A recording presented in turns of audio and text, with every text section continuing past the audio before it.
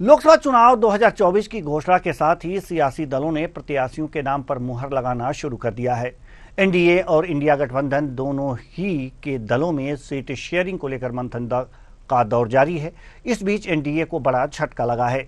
बिहार में एनडीए के seat sharing के फार्मूले से नाराज आरएलजेपी अध्यक्ष पशुपति पारस ने मोदी कैबिनेट से इस्तीफा दे दिया। पशुपति पारस ने कहा है कि उनकी पार्टी के 5 सांसद थे पार्टी और उन्होंने गठबंधन में ईमानदारी से काम किया, लेकिन उनके साथ अन्याय किया गया, इसलिए वे केंद्रीय मंत्री पद से इस्तीफा दे रहे हैं।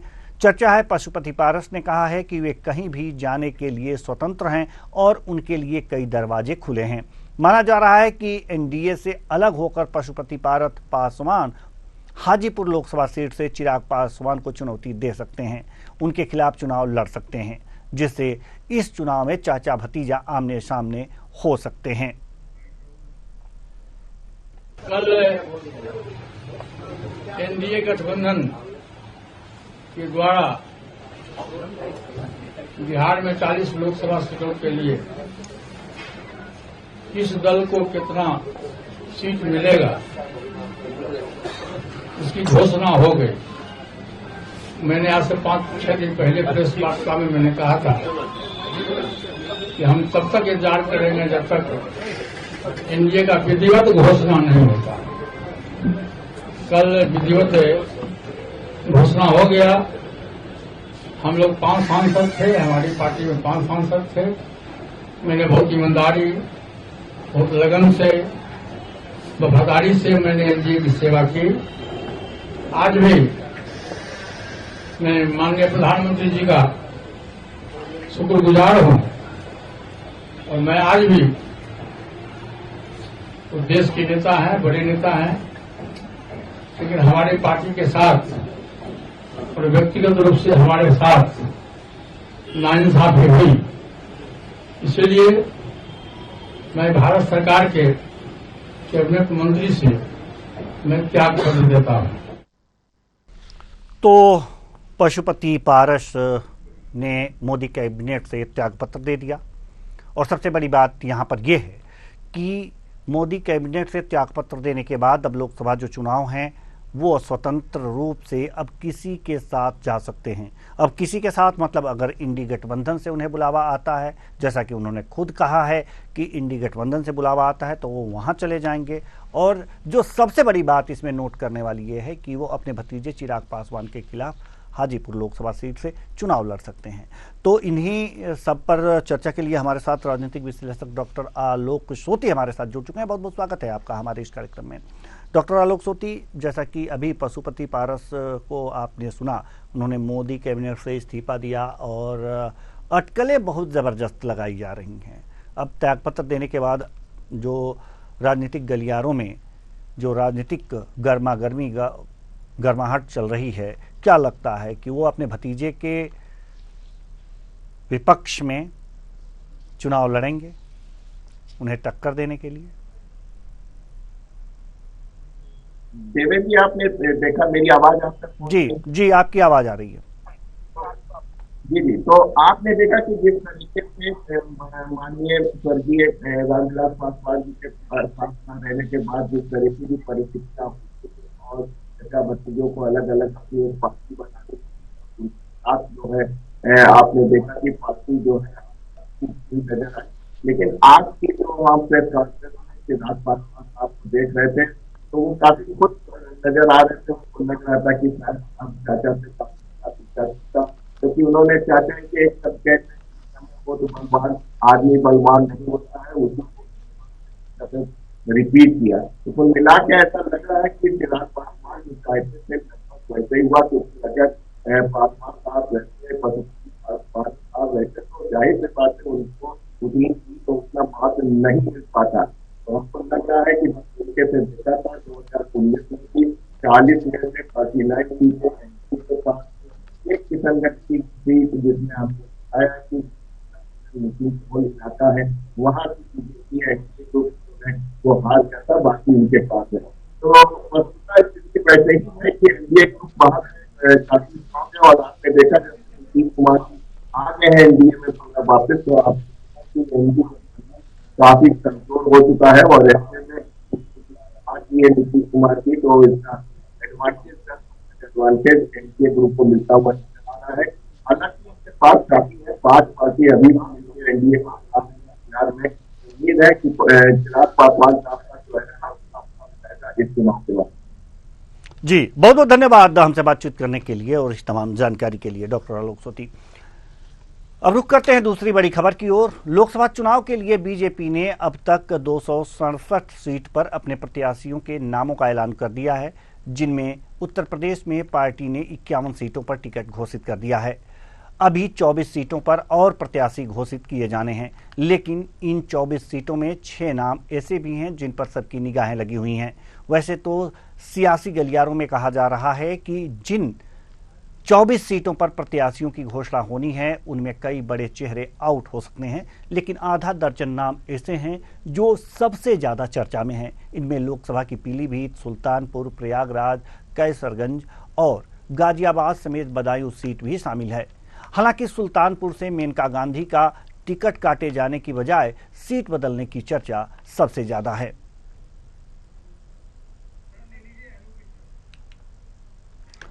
इस खबर पर ज्यादा जानकारी के साथ हमारे संवाददाता अनूप मिश्रा हमारे साथ जुड़े हुए हैं। जी अनूप, लोकसभा की अगर जो बात की जाए तो बीजेपी ने अभी 267 सीटों पर अपने उम्मीदवार खड़े किए हैं और उत्तर प्रदेश में पार्टी ने 51 सीटों पर टिकट दिए हैं।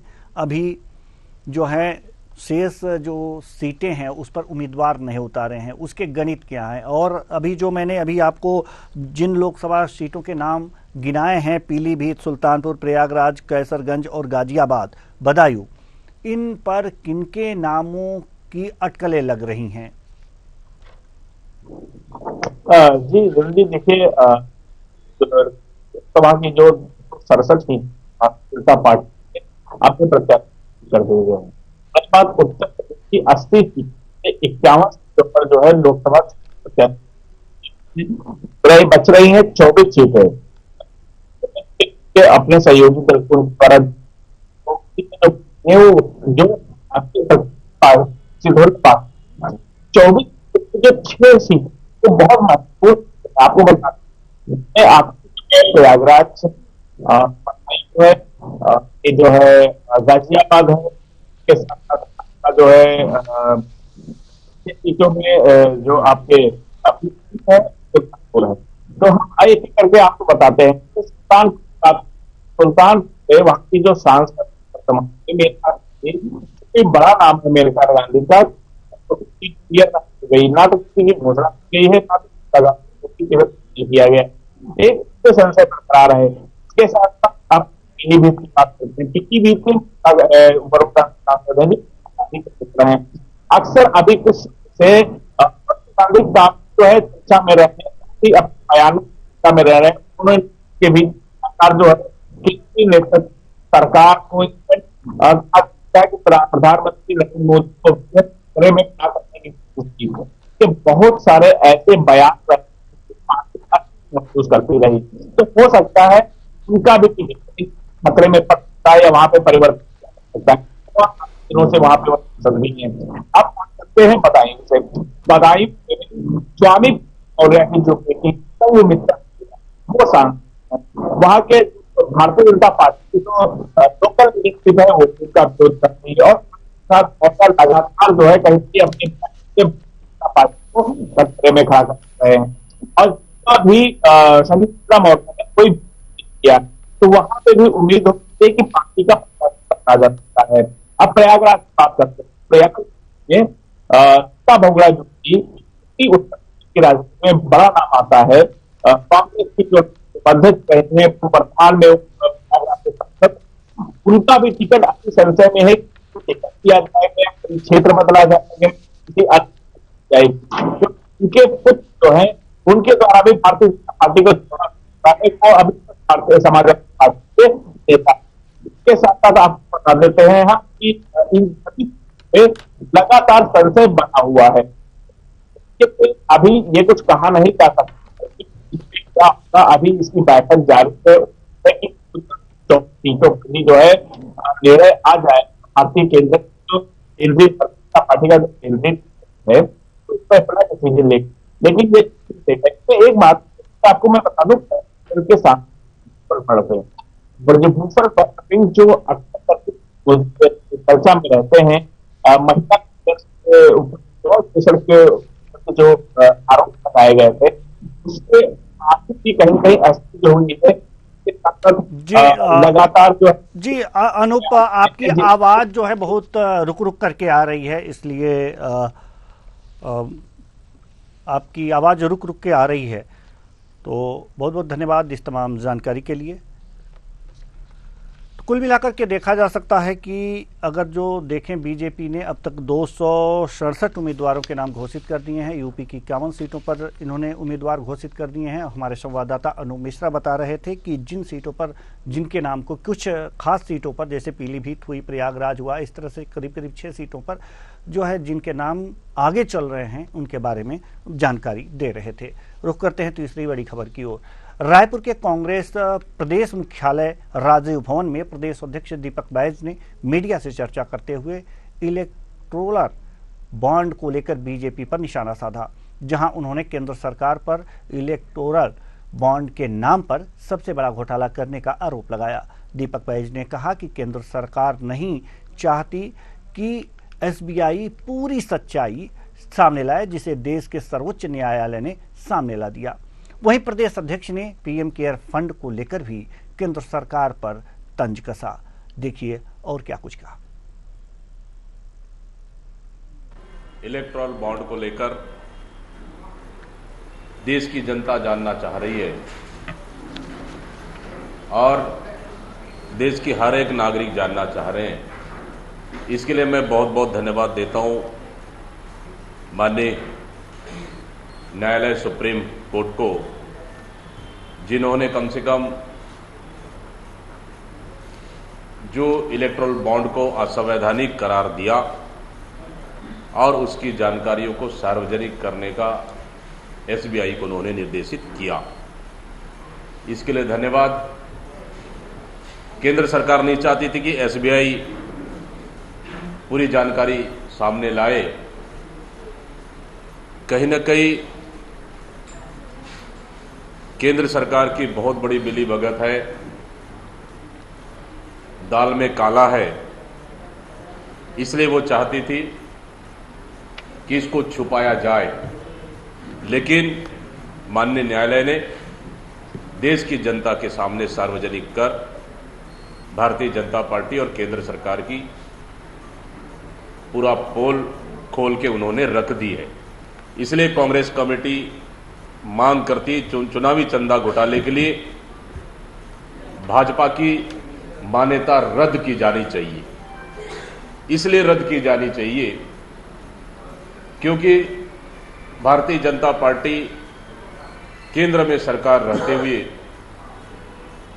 इसका दुरुपयोग किया है। इसलिए भारतीय जनता पार्टी की मान्यता रद्द किया जाना चाहिए। तो अब कांग्रेस ने छत्तीसगढ़ में बीजेपी की मान्यता रद्द करने की मांग की है। इलेक्टोरल बॉन्ड को लेकर के राजनीति गरमाई हुई है। इस खबर पर ज़्यादा जानकारी के साथ हमारे Chhattisgarh state head doctor Sanjay Shekhar हमारे साथ जुड़ चुके हैं। बहुत बहुत स्वागत है आपका हमारे इस कार्यक्रम में। Doctor Sanjay Shekhar, electoral bond को लेकर के छत्तीसगढ़ में राजनीति गरमाई हुई है। कुल मिलाकर के देखा जा सकता है कि विपक्ष इसे मुद्दा बनाने की कोशिश कर रहा है। कितना ये राजनीतिक मुद्दा बनता हुआ दिख रहा है लोकसभा चुनाव के लिए? देखिए, विपक्ष पूरे देश में इसको मुद्दा बनाने की कोशिश कर रहा है और क्योंकि लोग इसको सुन इसलिए रहे हैं और अगर विपक्ष तरीके से इसको जनता तक ले जाएगी तो कुछ असर भी इसका जरूर होगा। ये इसलिए क्योंकि ये मुद्दा विपक्ष ने नहीं उठाया है। ये मुद्दा जो है वो सुप्रीम कोर्ट की तरफ से आया है। ठीक है, उठाया किसी ने, लेकिन उस पे फैसला सुप्रीम कोर्ट का आया है। सुप्रीम कोर्ट इसकी निगरानी कर रहा है। सुप्रीम कोर्ट के निर्देश पे बॉन्ड से जुड़े हुए तमाम जानकारियां लोगों के सामने आ रही है। तो क्योंकि सुप्रीम कोर्ट इसमें इन्वॉल्व है और सुप्रीम कोर्ट का हस्तक्षेप से ये सारी चीजें बाहर आ रही है, लिहाजा जनता पर इसका असर हो सकता है। अगर विपक्ष तरीके से इसको जनता तक ले जाए तो। और इसीलिए विपक्ष की कोशिश है, कांग्रेस पार्टी की भी कोशिश है कि जितना लाभ इसका चुनाव में लिया जा सकता है उतना लाभ लेने की कोशिश की जाए। और इसीलिए पूरे देश में इसको लेकर के प्रेस कॉन्फ्रेंस हो रही है। आज रायपुर में प्रेस कॉन्फ्रेंस हुआ, कल कांग्रेस पार्टी पूरे देश के सभी जिलों में प्रेस कॉन्फ्रेंस करने वाली है। कल छत्तीसगढ़ के सभी जिलों में कांग्रेस की ओर से इस विषय पर प्रेस कॉन्फ्रेंस किया जाएगा। तो कांग्रेस पार्टी इसको नीचे स्तर तक ले जाने की कोशिश कर रही है और उनकी कोशिश यही है कि इसके माध्यम से बीजेपी को जो भी नुकसान पहुंचाया जा सकता है उसको पहुंचाने की कोशिश की जाए। हालांकि समय बहुत कम है, लेकिन फिर भी कांग्रेस पार्टी की कोशिश जरूर होगी कि इसका जो भी सियासी लाभ है वो लिया जा सके। जी, सियासी लाभ लेने की कोशिश की जा रही है, लेकिन आपने एक बात कही कि तरीके से अगर जो उठाया जाए तो लाभ मिल सकता है। तो विपक्ष जिस तरह से इस मुद्दे को हवा दे रहा है, क्या वो सही रास्ते पर हवा दे रहा है, सही जगह हवा दे रहा है कि आग धधके और जनता की दिमाग में ये बातें जाए, या फिर वो कहीं गलत तरीके, कहीं गलत ट्रैक पर है? यह भी बड़ी महत्वपूर्ण बात है, क्योंकि कांग्रेस मुद्दे तो उठाती है लेकिन थोड़ा तरीका उसका अलग होता है। जी, निश्चित तौर पर हालांकि अभी जो इलेक्टोरल बॉन्ड को लेकर के जो कांग्रेस की का अभी तक का रुख है वो मोटे तौर पर जो सुप्रीम कोर्ट के जो डिसीजन आए हैं उस पर आधारित है और जो प्रेस और मीडिया में जो जानकारी आ रही है वो उस पर आधारित है। कांग्रेस पार्टी की तरफ से इस पे बहुत रिसर्च हुआ हो या कांग्रेस पार्टी इसको बहुत आगे लेकर के आई हो, ऐसी बात नहीं है। अब कांग्रेस पार्टी इसको राजनीतिक रूप से इसका लाभ बड़ा मिले और प्रभावी रूप से उसका लाभ मिले, इसको लेकर के क्या रणनीति अपनाती है वो देखने वाली बात होगी। क्योंकि आपको ध्यान होगा कि बीजेपी की तरफ से मुख्य रूप से या एनडीए की तरफ से मुख्य रूप से जो कांग्रेस पर या विपक्ष पर प्रहार किए जा रहे हैं उसमें यह बात कही जा रही है कि पैसे तो केवल बीजेपी को नहीं मिले हैं, वो पैसे कांग्रेस को भी मिले हैं, अन्य पार्टियों को भी मिले हैं। तो केवल बीजेपी पर यह आरोप लगाना कि बीजेपी ने ही घोटाला कर दिया, ये क्यों कहा जा सकता है? क्योंकि ठीक है, पैसा किसी को ज्यादा मिला, किसी को कम मिला। केंद्र में सत्ता में अब अमित शाह का तर्क देखिए, अमित शाह का तर्क ये है कि हमारा तो इतने सारे सांसद है और जितने सांसद हमारे पूरे देश में है उसके अनुपात में हमको तो कम ही राशि मिली है, विपक्ष को ज्यादा पैसा मिला है। अमित शाह का ये भी तर्क है। तो बीजेपी भी अपनी बातें लेकर के जनता के बीच में जाएगी, कांग्रेस अपनी बातें लेकर के जा रही है। तो इसमें कांग्रेस की बातों को प्रभावी तरीके से जनता उसको माने, उसको स्वीकार करे और उसके अनुसार वोट के रूप में एक्ट करे। इसके लिए मुझे लगता है कि कांग्रेस को रिसर्च की भी जरूरत है और प्रभावी तरीके से इसको जनता तक पहुंचाने की भी जरूरत है। जी बिल्कुल, प्रभावी तरीके से जनता तक इसे पहुंचाने की भी जरूरत है। बहुत बहुत धन्यवाद इस तमाम जानकारी के लिए डॉक्टर संजय शेखर। तो कुल मिलाकर के देखा जा सकता है कि इलेक्टोरल बॉन्ड पर राजनीति गरमाई हुई है। छत्तीसगढ़ में भी ये राजनीति को हवा देने की कोशिश की जा रही है और देखा जा सकता है कि कांग्रेस इसका कितना लाभ आगामी लोकसभा चुनाव में ले पाएगी। अब रुख करते हैं चौथी बड़ी खबर की ओर। लोकसभा चुनाव से पहले कांग्रेस को एक के बाद एक जोरदार झटके पर झटके लग रहे हैं। कांग्रेस के कई बड़े नेता पार्टी छोड़कर बीजेपी ज्वाइन कर रहे हैं। कांग्रेस के मौजूदा विधायक, 3 पूर्व विधायक समेत 7 कद्दावर नेताओं ने बीते 11 दिनों में पार्टी छोड़ बीजेपी ज्वाइन कर ली है। बताया जाता है कि कांग्रेस छोड़ने की शुरुआत कोटद्वार के पूर्व विधायक शैलेंद्र रावत से 28 जनवरी को शुरू हुई थी। रावत ने उसी दिन ही बीजेपी ज्वाइन कर ली थी। कांग्रेस छोड़ने वालों में बद्रीनाथ विधायक राजेंद्र सिंह भंडारी, बीजेपी के पूर्व सीएम बीसी खंडूरी के बेटे मनीष खंडूरी ने कांग्रेस छोड़ी। कांग्रेस के वरिष्ठ नेता हाल ही में पूर्व कैबिनेट मंत्री हरक सिंह रावत की बहू अनुकृति गुसाई, टिहरी के पूर्व विधायक धन सिंह नेगी, गंगोत्री से विजयपाल सजवार, पुरोला से मालचंद, कांग्रेस महासचिव लक्ष्मी राणा ने कांग्रेस को अलविदा कह दिया है। कांग्रेस पदाधिकारियों का बीजेपी पर आरोप है कि नेताओं को बरगलाया जा रहा है। इस खबर पर ज्यादा जानकारी के साथ हमारे संवाददाता सतीश कोठारी हमारे साथ जुड़ चुके हैं। जी सतीश, लगातार कांग्रेस, उत्तराखंड कांग्रेस में भगदड़ का माहौल देखा जा रहा है। सभी नेता बीजेपी की ओर रुख कर रहे हैं और इसका आरोप कांग्रेस लगा रही है बीजेपी पर कि बरगलाया जा रहा है। जी, क्या जानकारी है आपके पास? देखिए, जिस तरीके से उत्तराखंड में एक तो सबसे बड़ी बात है कि कांग्रेस अपने नेताओं को संभाल नहीं पाती है और आपस में कांग्रेस में समन्वय नहीं है, सबसे बड़ी बात यह है। फिर इस समय हर किसी को यह है कि सत्ता का लोभ, तो कांग्रेस के जो नेता हैं वो सत्ता के लालच में भाजपा में जा रहे हैं। उनको यह है कि भाजपा इस समय सत्ता में है,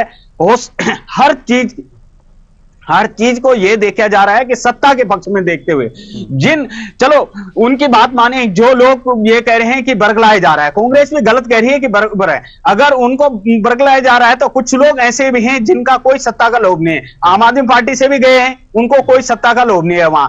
और देखा जाए उनको जो भी भाजपा में गए हैं उनको कोई पद नहीं दिया गया, कोई शर्तें नहीं रखी गई। भाजपा साफ कहना है, भाजपा का चाहे महेंद्र भट्ट का बयान सुनो, भाजपा प्रदेश अध्यक्ष, चाहे सीएम का बयान सुनो, चाहे किसी का भी बयान सुनो, उनको कोई सत्ता का लोभ नहीं दिया गया, कोई प्रबोधन नहीं है, कुछ भी नहीं है। लेकिन कांग्रेस फिर भी आरोप लगा रही है कि लालच दे रही है, सत्ता का प्रलोभन दे रही है। तो इस चक्कर में जो है जो भी गद्दावर नेता हैं वो भाजपा में शामिल हो रहे हैं। लेकिन अभी तक देखा जाए तो अभी तक किसी को कोई भी आश्वासन नहीं दिया गया है और जो भी कांग्रेस छोड़ रहा है या अन्य पार्टियां छोड़ रहा है वो किसी को प्रलोभन नहीं दिया गया है। इस आरोप किसी को कोई पद नहीं है। कहना है सतीश, इस आरोप पर बीजेपी की तरफ से कोई प्रतिक्रिया आई है क्या?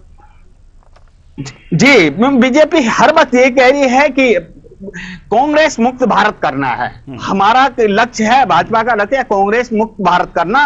और जो भ्रष्टाचार 70 साल में किया था, जो नाकामयाब 70 साल में प्रदेश के साथ हुई, जो छलावा हुआ, उसको जो है खत्म करना है और हर उसमें सुशासन देना है, भ्रष्टाचार न हो, हर को रोजगार मिले, हर को सुविधाएं मिले, महिलाओं को रोजगार मिले, युवाओं को रोजगार मिले।